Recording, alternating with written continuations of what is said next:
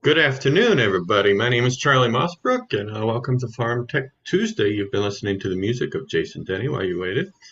I'm going to make just a few announcements and then turn this over to the people who know what they're talking about. But in the meantime, I just want to let you know about a few things we've got going on in Farm.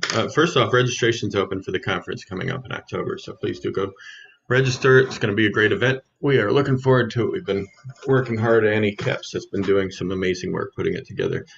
So check that out. This Thursday afternoon at 2 o'clock, we have our regular peer sessions.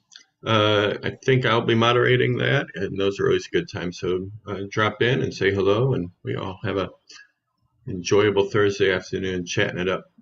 And then next Wednesday, we have a peer session for agents and managers, and that's at 8 p.m., 7 Eastern, I believe. I've got that backwards. 7 Central, 8 o'clock Eastern. And then next Thursday evening, we have Performance Lane. And be sure to check the farmfolk.org website for more details on that. But Performance Lane is something we're doing online once a month. We're going to take July off from Tech Tuesdays and come back to you in August. In the meantime, we're going to maintain our peer sessions, so please keep that in mind. Anyway, let's get to what's happening today.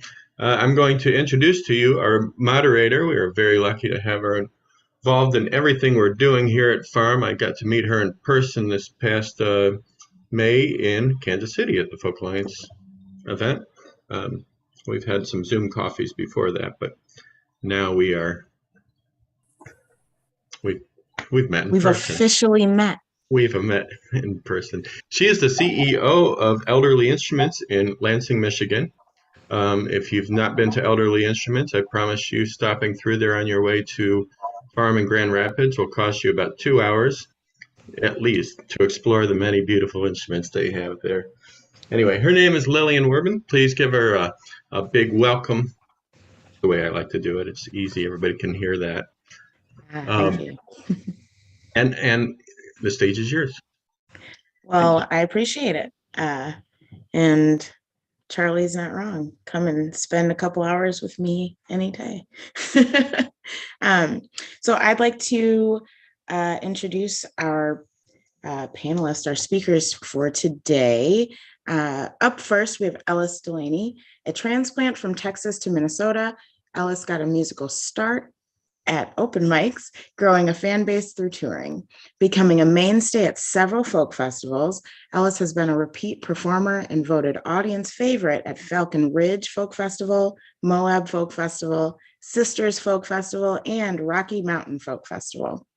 Ellis's 10th album, Ordinary Love, was released in 2020, and Ellis says that my hope for this album is that it both inspires a lighter heart while also expressing and connecting to the gravity of this moment in our human history.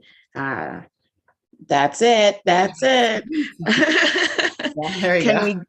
Can we greet our lives, each other, and even the news every day with ordinary love? So nice to be here. So nice to be here with y'all. Up next, we have Craig Grossman. Began his first booking agency nearly 20 years ago and has since booked Trampled by Turtles, Charlie Parr, Ike Riley, Lucy Wainwright Roach, The Figs, Grant Hart Husker Du, Freddie Mac, Turn, Pieta Brown, Jill Sobule, and Jonathan Brooke, and more. Grossman has also been on the faculty of the Institute of Production and Recording in Minneapolis since 2005, teaching project-based classes in music business. Welcome.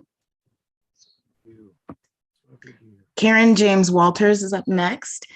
Karen is the executive director of the Peninsula Foundation. She is a fifth-generation resident of Peninsula and has lived in Peninsula the majority of her life. Karen has been with the foundation since 2010 and created the Voices in the Valley music series in 2012, building it into a regional destination for national and international musicians of high caliber. Her Voices in the Valley duties include managing 3 to 4 events per week, organizing a staff of dedicated volunteers, working through contractual requirements for performers, marketing each event, and working to make each event a special occasion for both the performers and the audience.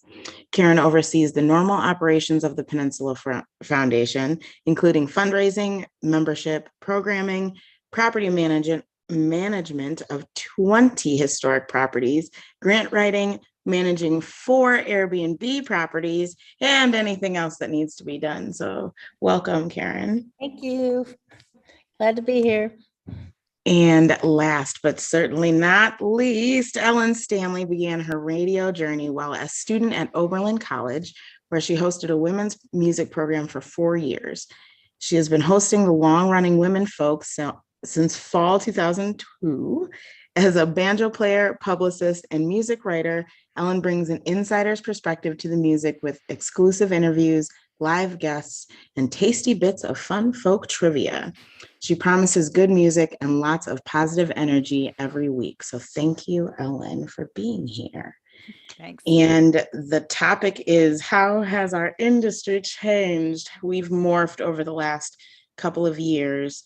And I've gotten to see bits and pieces from my corner, but I would love to let you all take the lead. So I will be available for questions to assist, pass them along to our folks here, and for general flow of convo. So off we go.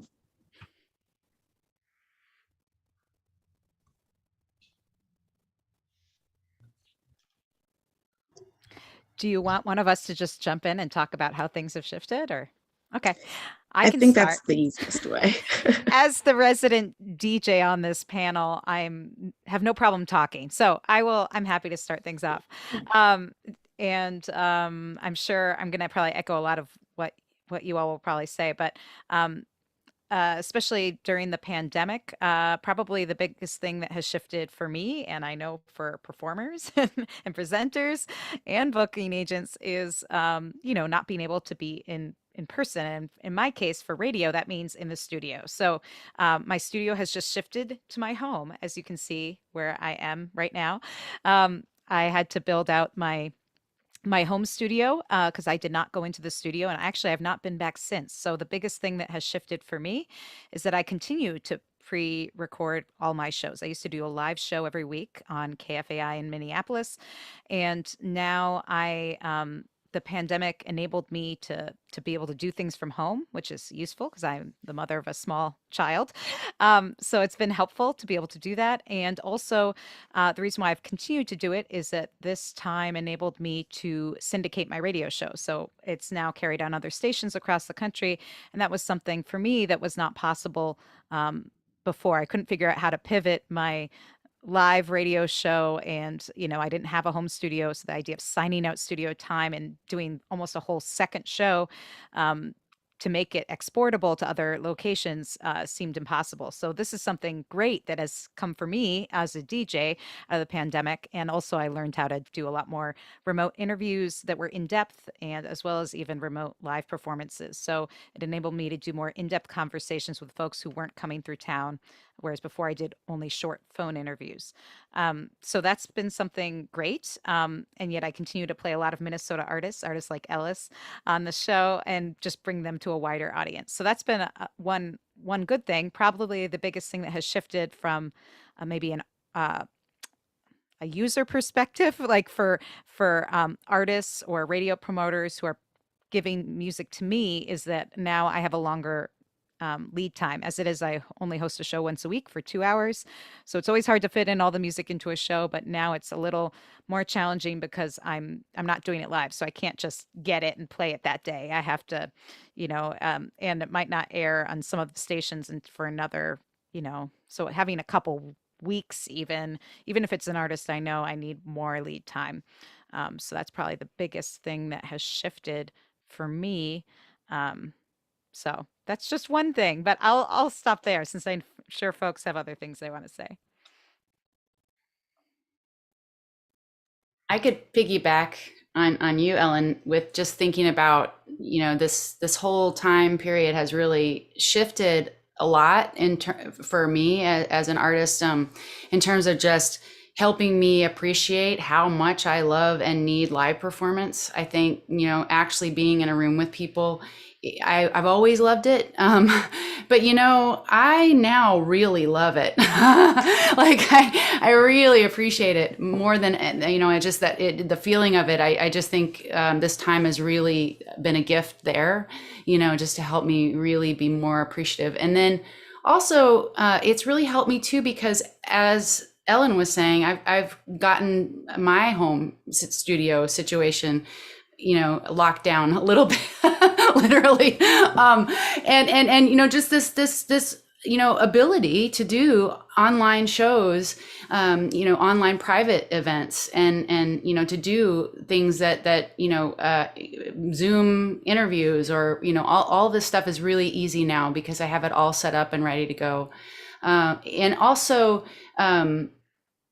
I've been really cultivating my Patreon people, the people that are a part of the platform Patreon, which is Patreon, and basically it's a platform where fans can come and support artists that they love on a monthly basis, or on a by thing basis, but it's a way of being in contact with artists regularly. And the folks that are a part of my Patreon group, I have a weekly meeting, a weekly Zoom with those folks, and I feel like this period of time has really helped me to focus on the people who love my music, who are supporting me regularly in a way that I was focused before, but I wasn't like giving as much in attention and in person, kind of like that back and forth has really increased and been a real lifesaver for me in terms of just being connected to my people.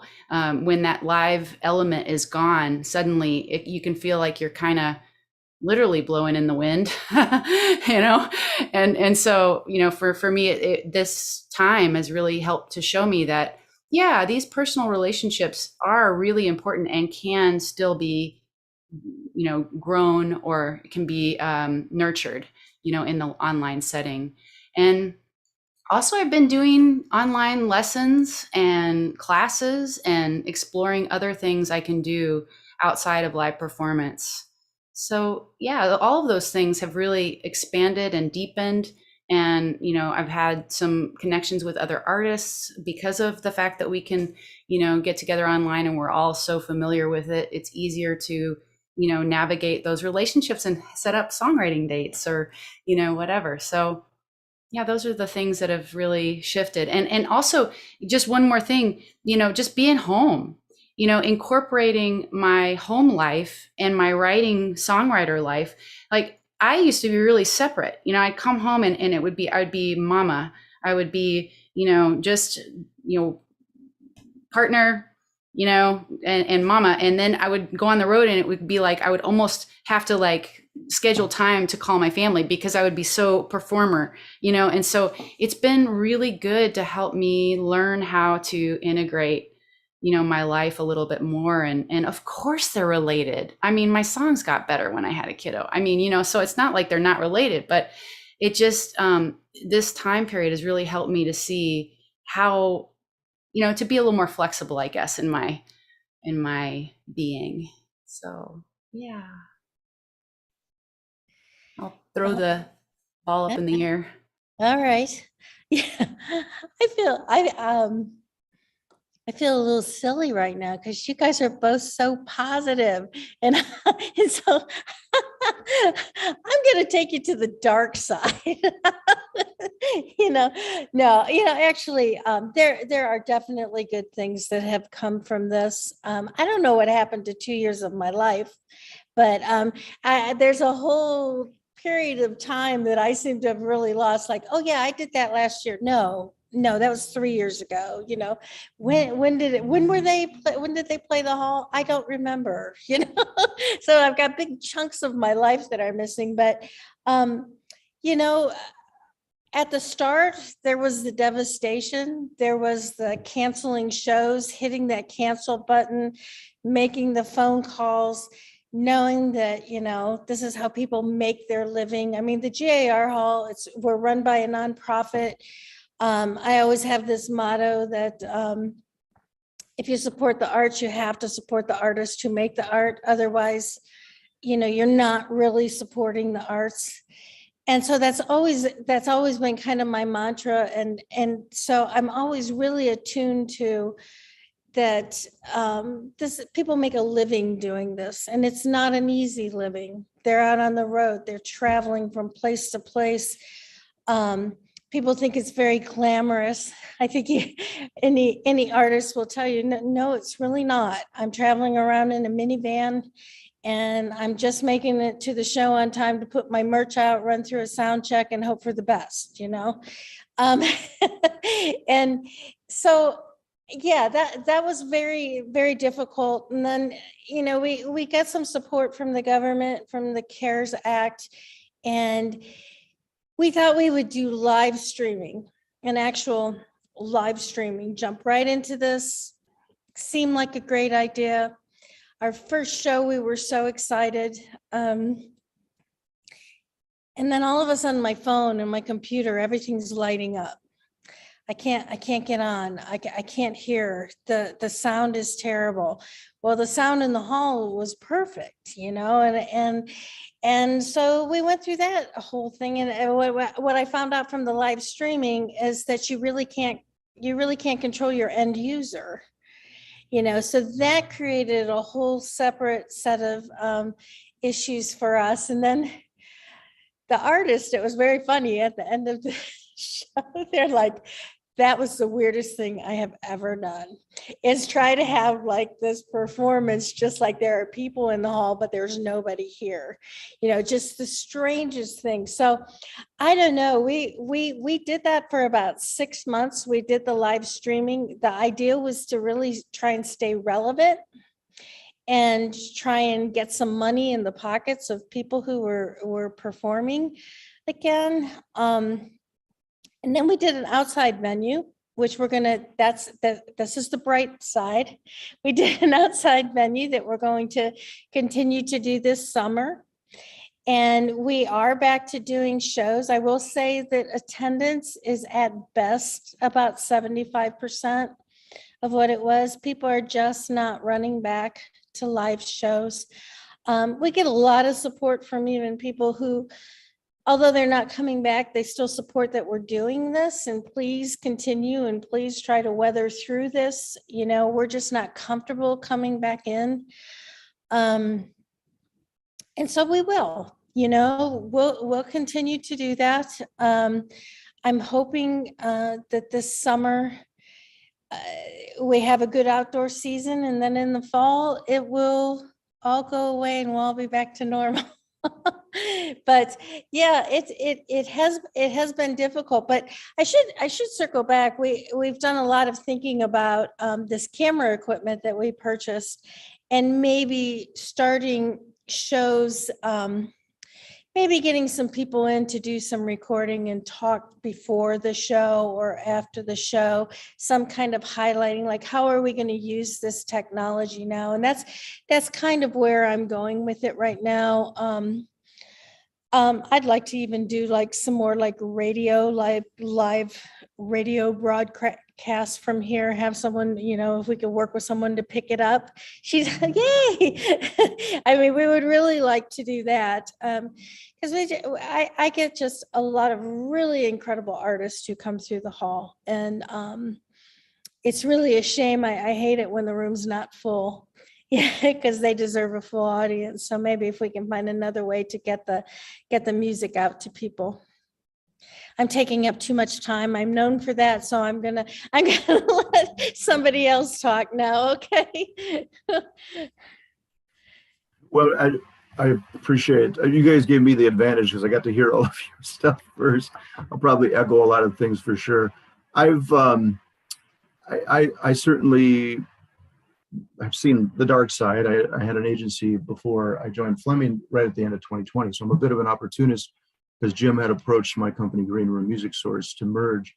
And frankly, I always call it March 15th. I don't know what the exact date was, but we all know where we sort of were in that middle part of March 2020.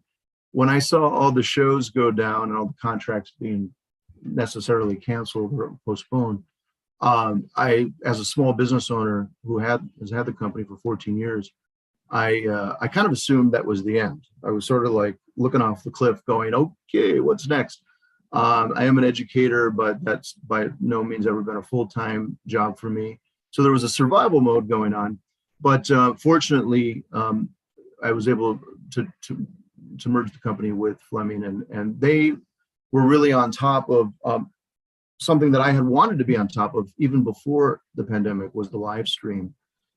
Live streams always have excited me. I remember watching the Honey Dogs when I had a show for them in Pittsburgh, and it feels like it was the 90s, but it wasn't. I haven't been doing it that long. It was a long, long time before COVID, and I remember how horrible the sound was and how horrible it was. Probably no offense to Concert Window, but it was just early days of streaming. And of course now, all of a sudden, within a few months after that mid-March 2020, we have Mandolin, we have countless others that have really just come up and really have done a great job. Karen, I'm so happy to hear that you might put money into the infrastructure. I think one of the other things that I have found to be just incredibly enlightening and also just hopeful is the way that venues have reinvented themselves. Also the way that artists have reinvented themselves. Ellis, I've never heard anybody put it the way you put it a few minutes ago, of reconnecting with your family. And of course, you're writing songs, you have a child, you're writing songs about that. We've taken a lot of this stuff for granted. It's not our fault.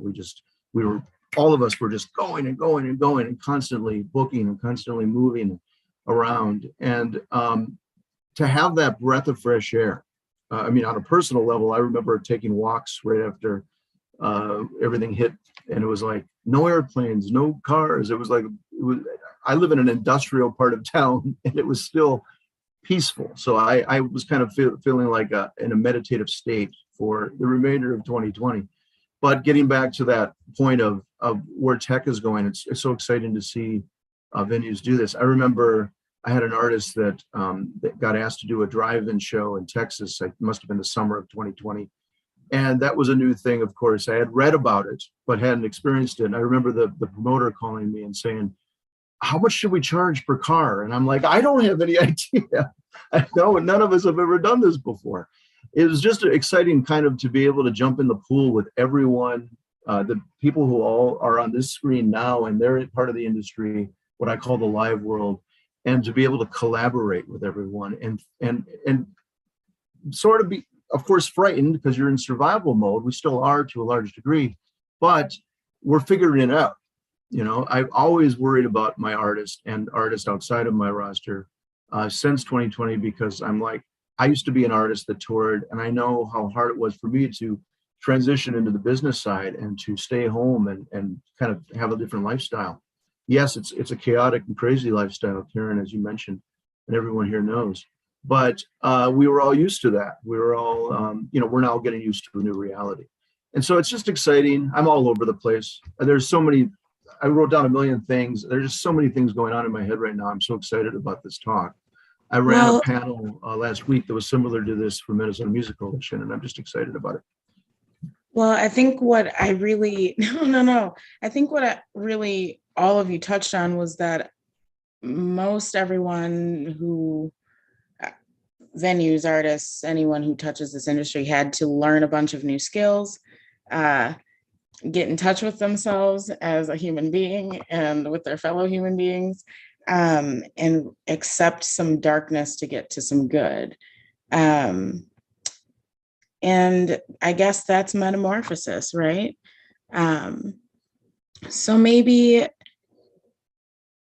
it's interesting how parallel and also very different all of our lives are nowadays, right? And I kind of want to go where you were going, Craig, in that you liked hearing that Karen was putting money into the infrastructure, and Karen has been supporting what Ellis is doing, as has Ellen, and like all of the collaboration that goes on behind the scenes. How does that affect how you do tech now versus how you used to do tech? Because it feels like there's a lot more willingness to help one another on this back end than there used to be. So maybe we can touch on that for a little bit. Well, I totally agree, and I think that's always been there. If you're really in the thick of the industry, maybe it's because I wear multiple hats, but I feel like most of us, like I know most of the people on this panel just from other stuff. So I feel like there is a sense of teamwork, hopefully already. If you've been working in the industry for a little while, there certainly should be that sense of community because it truly takes a village to get anything to happen with music, especially folk music. Um, but I do think there was a spirit in the pandemic, as you mentioned, Lillian, that was um, like there was a real sense of like everyone helping each other out, not just the people that work in the industry, but the fans, everyone just really understanding that no one had work. And there was something that was really beautiful in that moment. And I feel, and especially even on a micro level in our local Twin Cities music community, I felt like there was a little more equity, like people were really sharing everything and trying to share information and just helping each other out. And I feel like and even the people who are kind of bigger names in the music community made room for other people. And that's something that I would like to hold on to, but I see it already kind of fading a little bit. And so I'm putting this out there because we have such a great group of people on the panel and joining us in the audience that um, I would love to think of new ways to sort of continue that spirit because, uh, I don't want to get back into scarcity thinking about like, oh, I got to take my piece of the pie now while I can. It's like, no, let's just make a bigger pie.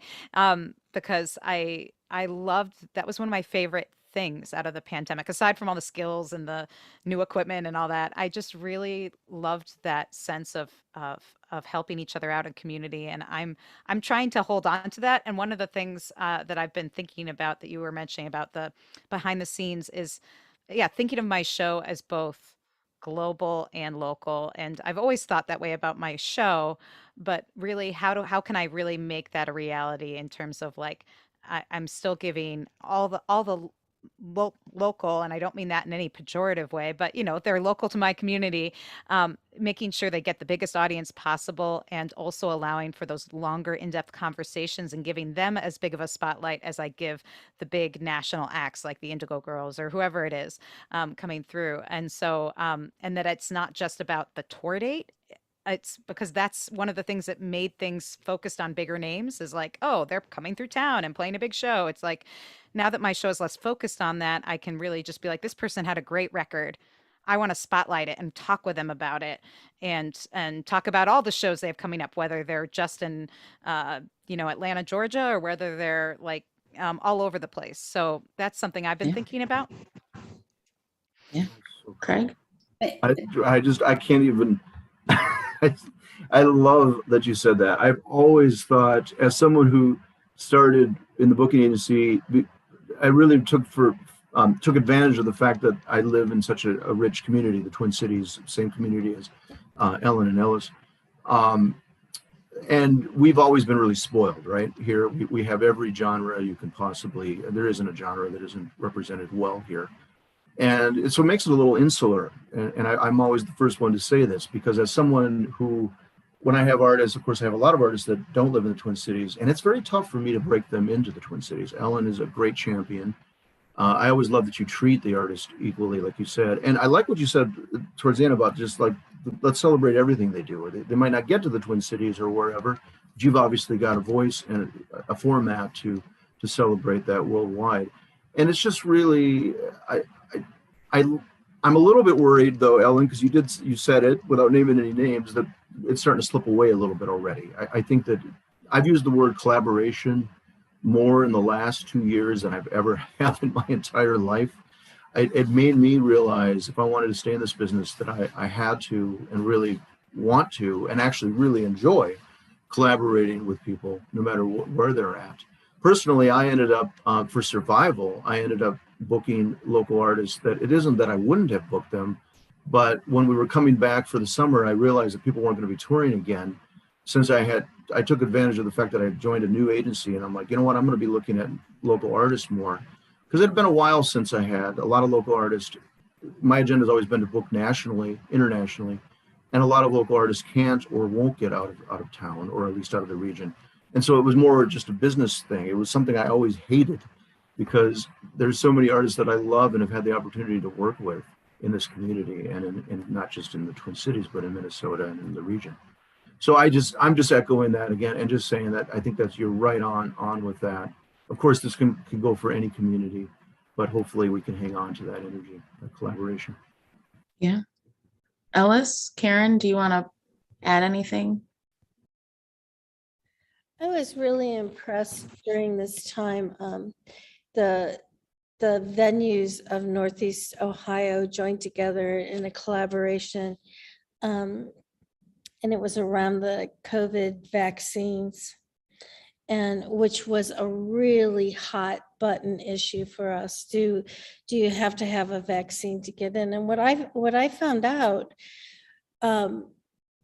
what started to really drive that with the venues were the artists, because the artists, and it still is that way, that, as one artist told me, if I wasn't a touring artist, if I was just playing locally, then if I get COVID, then maybe I miss 2 weeks of shows, 10 days of shows that I can't book. But if I'm a touring artist and I or a member of my band go out at our second performance, I lose my whole tour, and so I was very impressed about how all the Northeast Ohio venues came together and kind of in solidarity. We made a pact with each other that we were all going to require vaccines. And, it was a hard thing for a lot of the venues to do. It was a really hard thing. And I could tell you from my experience, it was a very hard thing to enforce. It was, for a lot of people who came, it was very easy, but, I'll be honest, I was spit on, we were sued, I was pushed, I was swore at. I mean, all of those things. And, the more that people pushed back on me, the more resolute I became.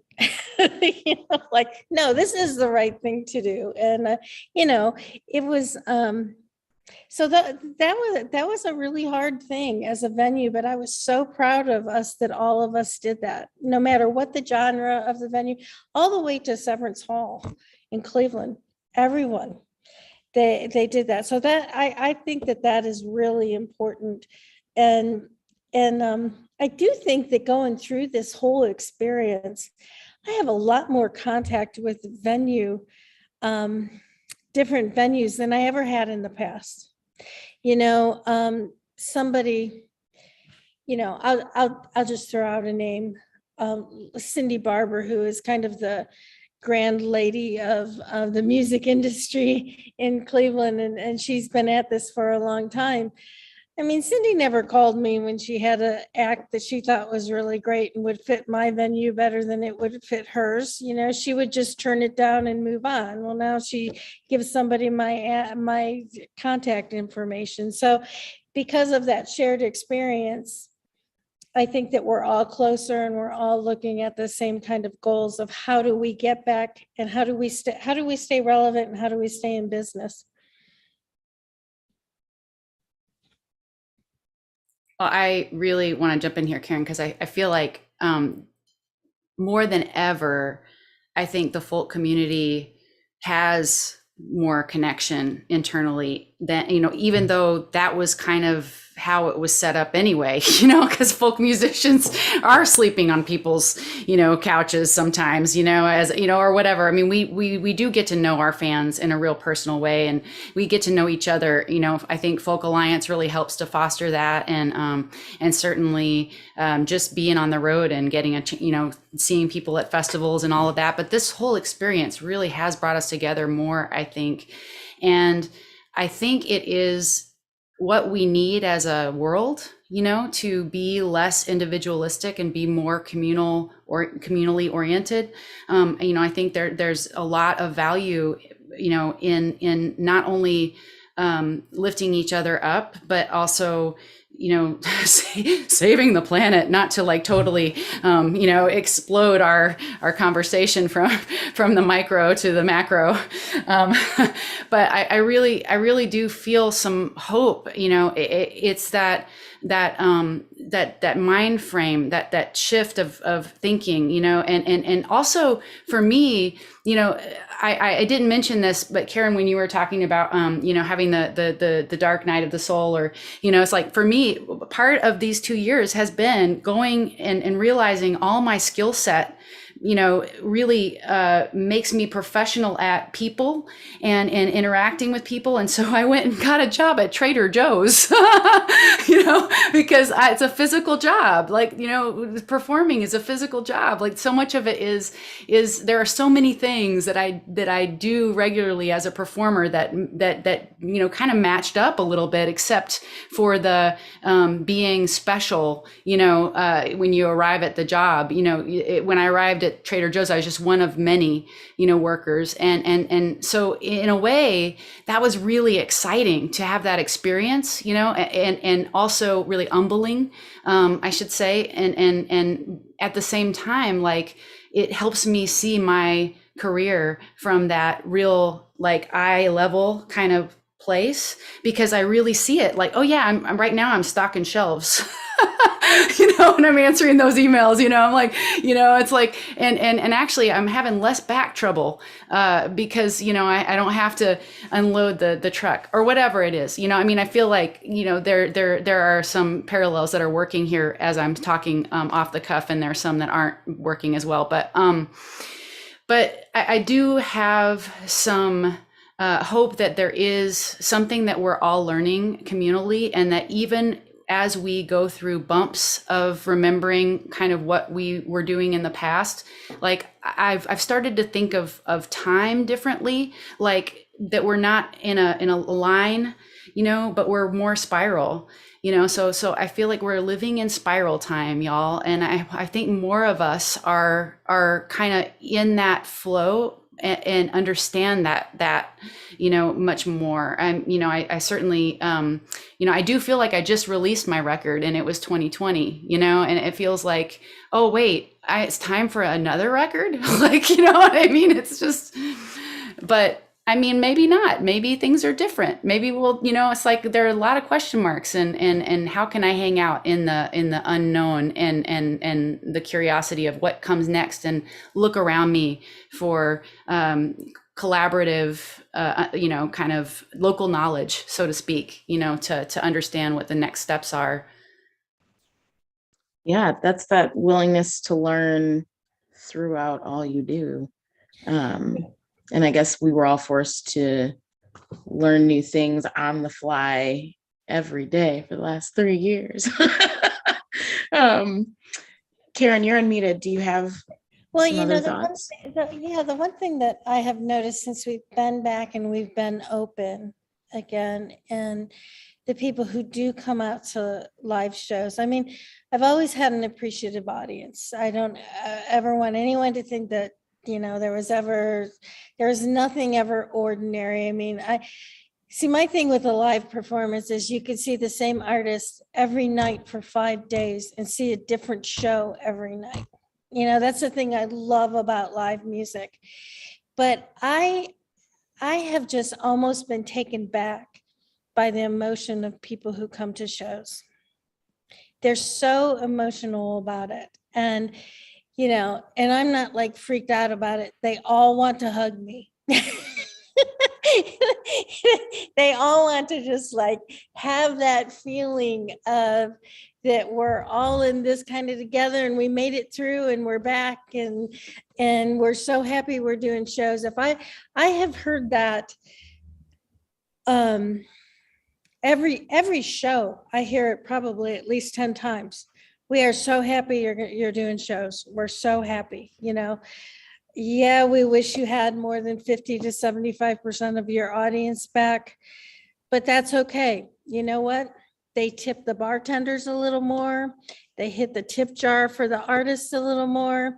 They leave me a little donation, I mean, it's just this thing like, please keep doing this. Please allow us to keep hearing live music. And that has been so refreshing, because that was a thought that I had, really. Are people going to be too settled into sitting at home and not want to come and do this anymore? It was a real fear. And I'm not afraid of that anymore. Not afraid. It's good to hear you say that. And I have lived much of what you all have talked about. I do a bunch of things on the side, running camps and festivals aside from elderly, and we all went digital, and it was a humongous learning experience. And so about going digital, I think we're coming into question time. And the first question we got was for Ellen. How do you feel about digital versus CDs? Well, this has been, of course, a progression that's been happening a long time. Yes. Ever since I worked at Red House Records, was like, I left there in 2013, 2012, somewhere around there, 2013, I guess. So even then it was, so this has been a long time coming. I would say in the folk genre, we're a little slower, partly because we like the audio, partly because we like the fan interaction of buying CDs. There's a whole lot of reasons. But I personally will take music in whatever format people want to send it to me. But I will say I eventually have to get it in a digital format to pre-record my show. So although I love listening to vinyl, I wouldn't spend your money if you have limited vinyl. Don't sell it to someone. don't give me a copy, because it's hard for me to transfer that at my home setup. But I will eventually have to do it digitally. I like having the liner notes, but don't feel like you have to send me a CD copy. It's expensive. But the main thing is I do get a lot of music. If I feel free to follow up, that's never a bad thing. And I would say, since one of my other hats is doing some radio promo and publicity, I will say from the other end, I would say understand that DJs like myself, even ones who have specialty once a week shows, get a ton of music. So never assume because you haven't heard from someone that they haven't played it, that they don't like your music, or they don't like you, or any of the places artist heads go, especially if you're self-promoting, that it just means I might not have even seen the email yet, or let alone listen to the music. So feel free to follow up, but also be respectful of how. I'm glad someone asked how my preference, because I would say the main thing for most DJs is, I'd say there's many folk DJs that still want CD copies. So if you have CD copies, now that's happening less and less with singles, but if you have CD copies, always offer it to people and ask them how they want it, and keep notes about how people, but keep asking, because their preferences might change over the years, right? There's people who now accept digital that didn't before. But I would say, yeah, I'm fine with digital or CD, but I just want the music. And I want information about the music. So make sure there's download links. That's the one thing I would say. Streaming is not sufficient. I can't import a music file into my recording system. I need an actual file that I can download. Awesome. Thank you. A quick follow-up for you, Ellen. Do you play a lot of singles? I do, because again, I will play. I love new music, and I like to share it and talk about it. So, and if you have a new video for an old song, make sure to let me know about it. But I only know what I know. I can't keep track of all the great music out there. So definitely hit me up. A little playing with fire. How is everyone feeling about the pandemic? More open, still concerned? Are we forging forward? You know what? Are you asking the panelists? Oh yeah, this is for us to discuss. The world. I have been more on the conservative end, and in part because I have a friend who has a heart condition. She kind of goes on and off the transplant list. And so, she's really somebody who's in my life regularly. I mean, we meet with her that we have them over all the time as family. They're really family. So she's like a sister. And so for me, just knowing someone and caring about someone who, could potentially,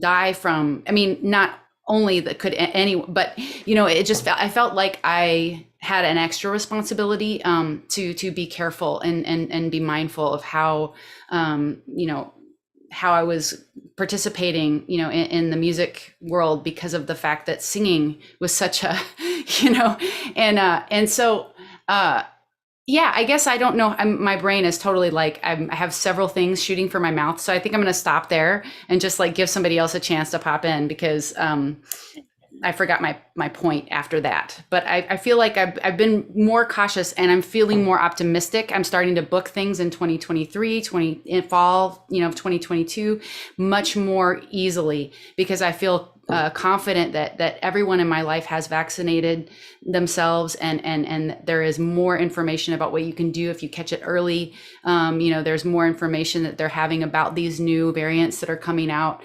And so I feel the risk has lowered greatly. And my friend, is really insistent too about how important live music is, and, how, if there's ever a time when I'm coming back from a tour or something and we get together, like we can just wear masks. It's not a big deal. You know what I mean? So it's like, we're finding ways to work around the risks, because the benefits are so important. There we go. I found my way. Spiral.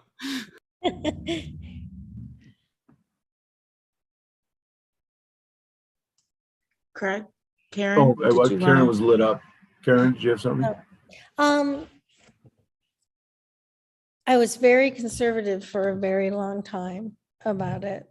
And then once I opened, I just thought, I've done all the things I was supposed to do. Vaccinated all of myself, made sure my 86-year-old mother is vaccinated, who the people around me. And now, I guess I just think that if I'm going to get it, I'm going to get it. But it's, what? I've got to move forward. I've got to get the GAR hall open. It's got to be a place where people can feel comfortable coming in and hearing live music. We've done so much here.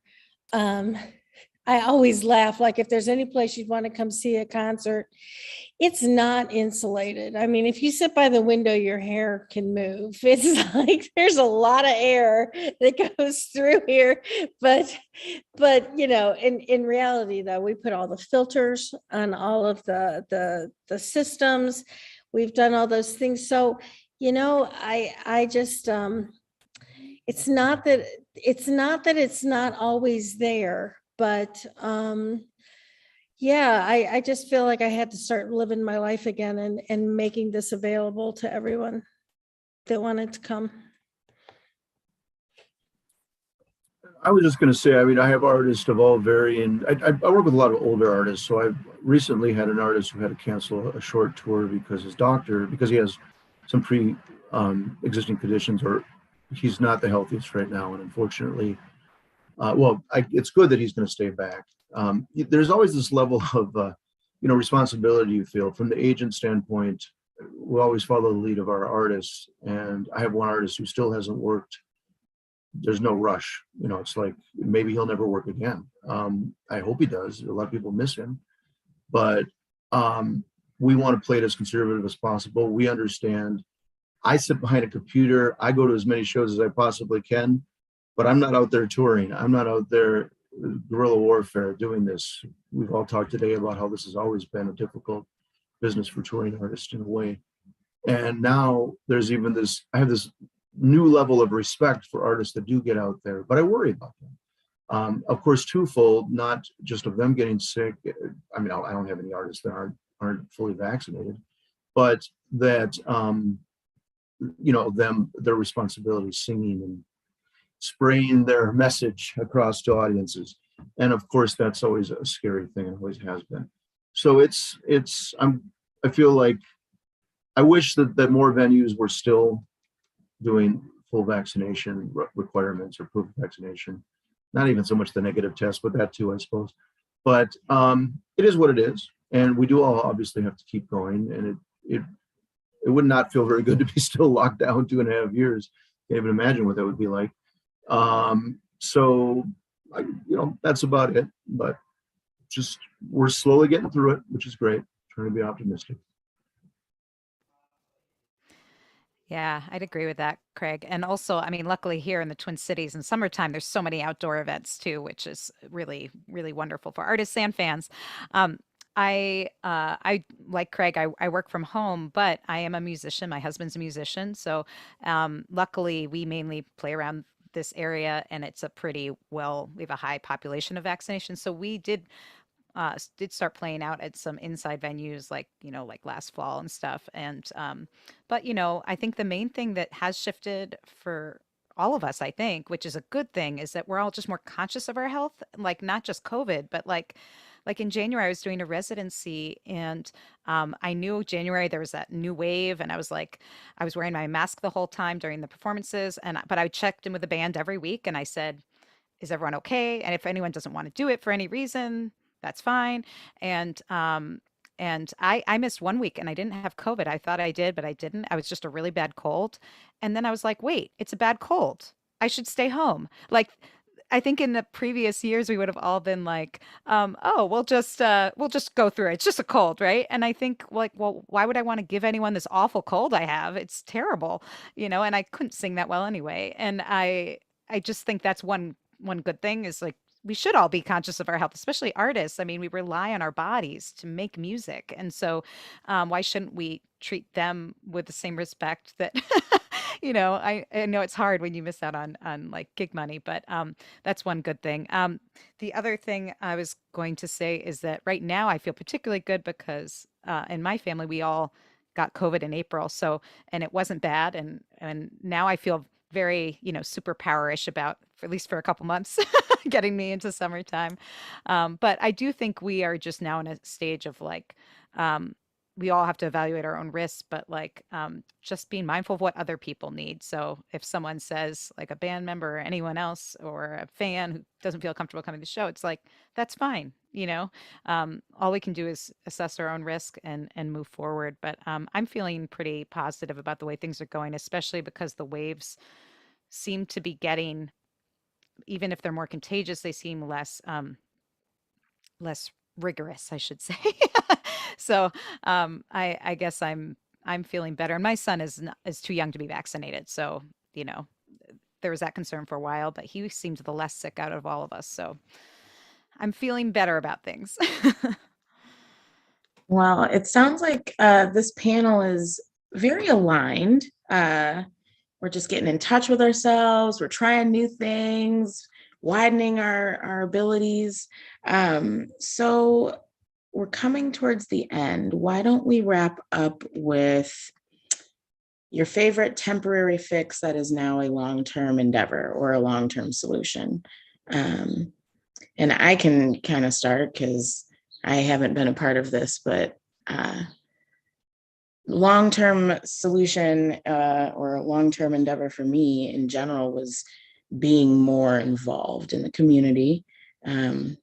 I had some of that bad time and got really sad and scared that there was going to be no more music, my kind of music, our kind of music. So I jumped into all sorts of boards and community groups that I can't imagine being without.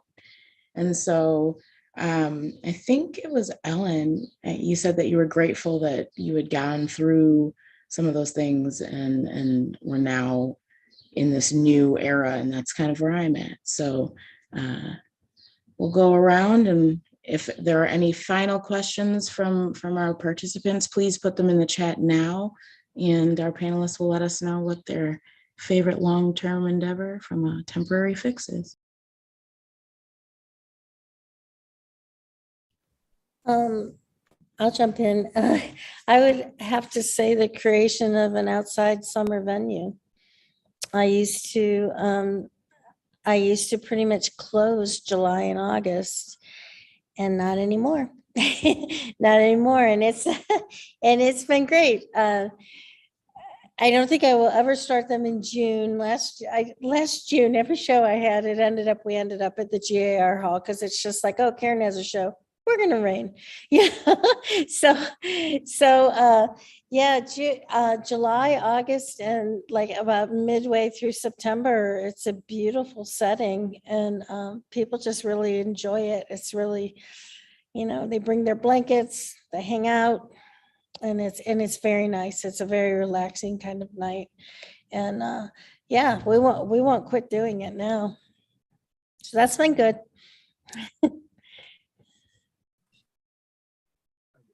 I'm right next to Kara on my screen, so I'm just going to go.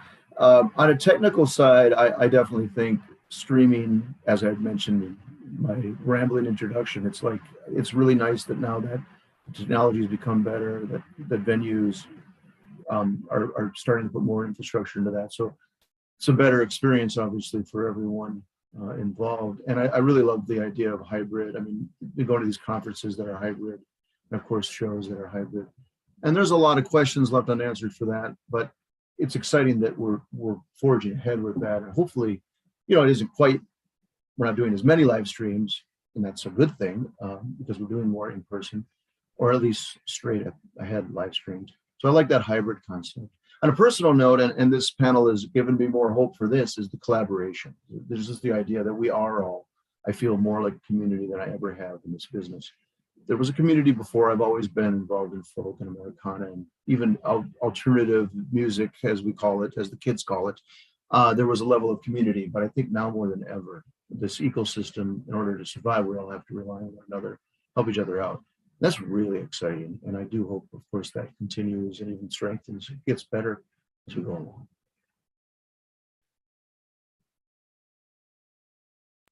Maybe I'm next to you in my screen, Craig. So, I think the thing that I really appreciate and I'm going to hang on to is, kind of piggybacking on what y'all are saying about having, the online availability of being able to connect with people, my patrons being able to connect online.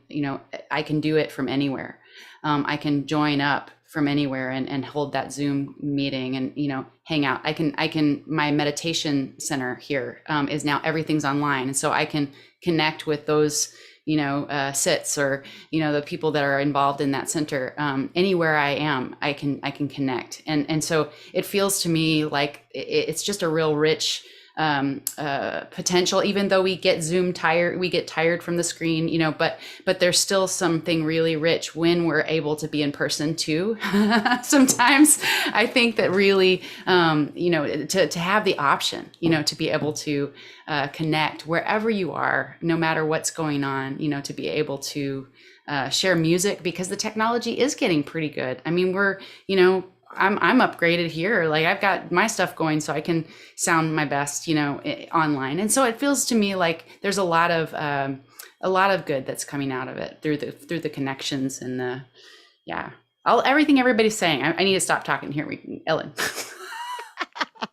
I love it. And I agree with everything y'all have said. I would say the biggest, most exciting thing for me, in addition to what I already mentioned about syndicating my show, but I think even more exciting for me is that I actually started a weekly YouTube show, which Ellis has been a guest on, called the Back Catalog Listening Party. And my one thing I've always kind of lamented about doing a radio show. I love playing new music, love talking with artists about it, but you're always talking about the new thing, right? You never get to dig into old records. And in our day and age, we don't like just listen to music.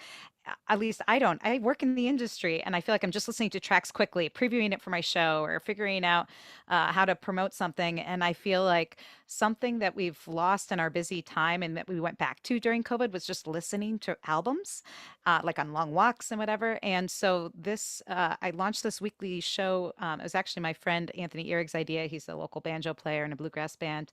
And we really miss seeing people at the shows, not just playing music, but like our people, right? Like the fans that come to shows, the music lovers, your bandmates, other bands.